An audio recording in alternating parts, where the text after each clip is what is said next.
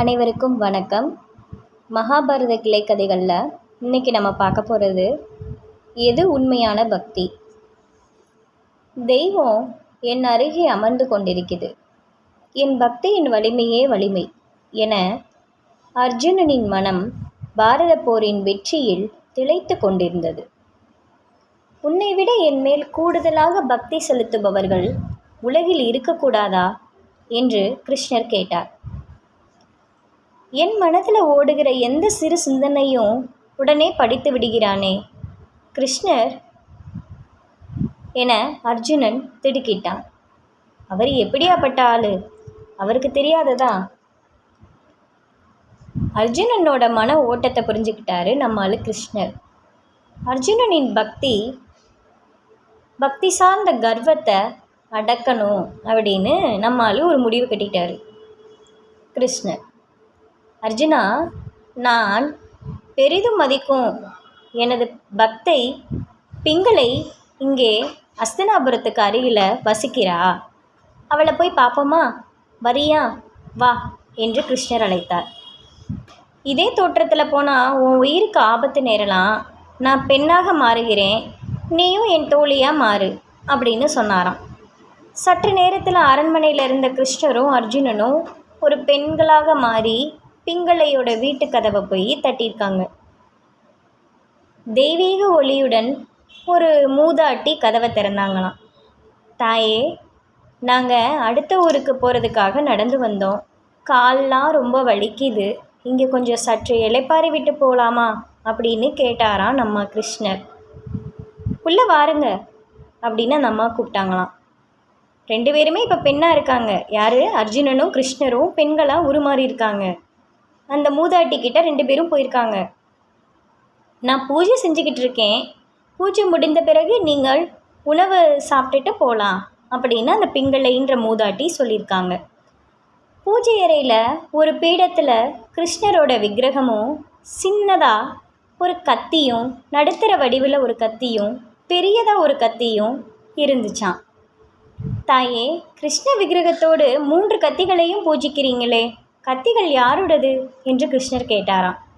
என்னோடது தான். வாய்ப்பு கிட்டும்போது கிருஷ்ணனுக்கு கொடுமை செய்த என் விரோதிகள் 3 கொல்லணும், அதுக்காக 3 கத்தி வச்சிருக்கேன் அப்படின்னு சொன்னாலாம்.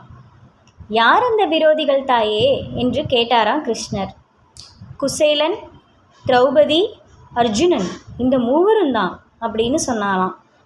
குசேலரை கொல்ல சின்ன கத்தி, திரௌபதிக்கு நடுத்தர கத்தி, மாவீரன் என்று தன்னை பற்றி பிதற்றி கொண்டு திரிகிற அர்ஜுனனை கொல்ல இன்னொரு பெரிய கத்தி என்றாளா மூதாட்டி. அர்ஜுனனுக்கு தூக்கி வாரி போட்டதாம். இந்த 3 கிருஷ்ணருக்கு என்ன கொடுமை செஞ்சாங்க தாயே என்று கேட்டாரா கிருஷ்ணர். குசேலன் அந்த தவிட்டு அவளை கிருஷ்ணருக்கு கொடுக்கலாமா? என் கிருஷ்ணர் வெண்ணெயை விரும்பி திங்கிறவன், வாய் உறுத்தாதா?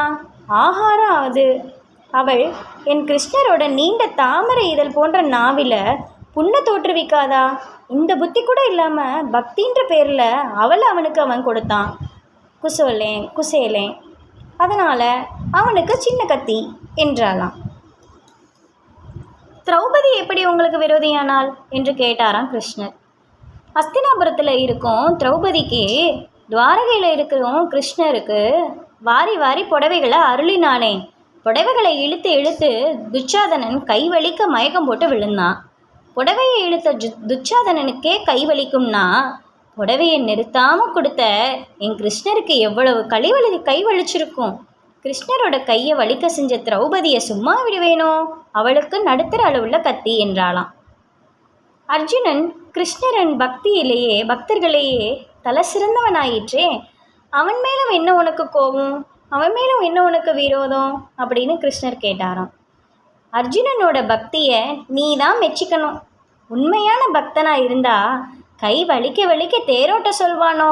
குதிரைகளின் கயிற்றை இழுத்து இழுத்து கிருஷ்ணர் கை எத்தனை துன்பப்பட்டிருக்கும். தேர் குதிரைகளை ஓட்டுவது சாதாரண வேலை இல்லை.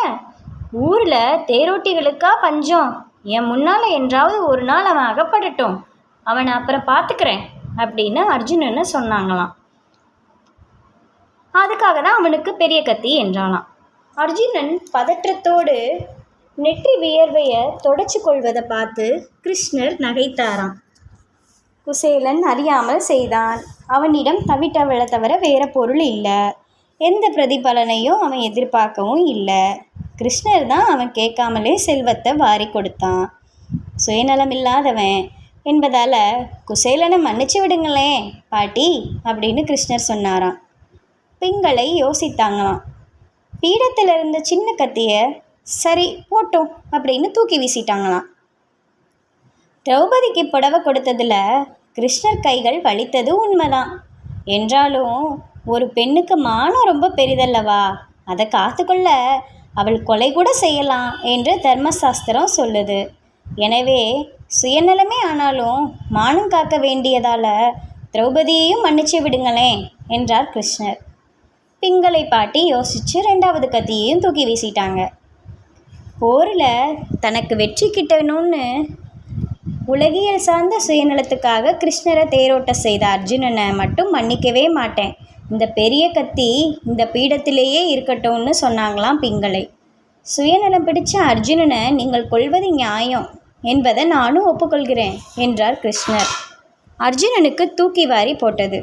கிருஷ்ணர் நகைத்தவாறே பிங்களையிடம் சொன்னாராம்.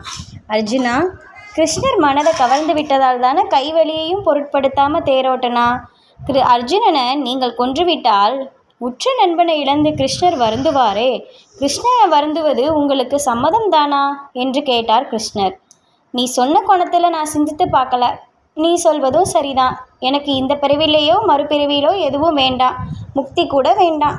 என் கிருஷ்ணர் உடல் வருத்தமோ மன வருத்தமோ இல்லாமல் இருந்தால் அதுவே எனக்கு போதும் அப்படின்னு சொன்னாங்களாம் பிங்களை பாட்டி. கிருஷ்ணருக்கு மன வருத்தம் தரும் செயலை நான் செய்ய மாட்டேன் அப்படின்னு பிங்களை 3வது கத்தியையும் பீடத்திலிருந்து தூக்கி வீசிட்டாங்களாம். பெண் வேடத்தில் இருந்த அர்ஜுனன் மூதாட்டி பிங்களையை கீழே விழுந்து சாஷ்டாங்கமாக வணங்கிய போது அவனோட ஆணவம் முற்றிலுமாக அழிந்திருந்ததாம். பாருங்கள் கடவுளே, மக்களே, கடவுளே எந்த அளவு மனிதனுடைய கர்வம் தலைக்கு ஏறும்போது அதை ஒரு மண்டையில் ஓங்கி நமக்கு ஒரு குட்டு வைக்கிறது போல் வைக்கிறாரு. தான்ற அகந்தை மற்றும் என்னைக்கு கூடாது. நன்றி.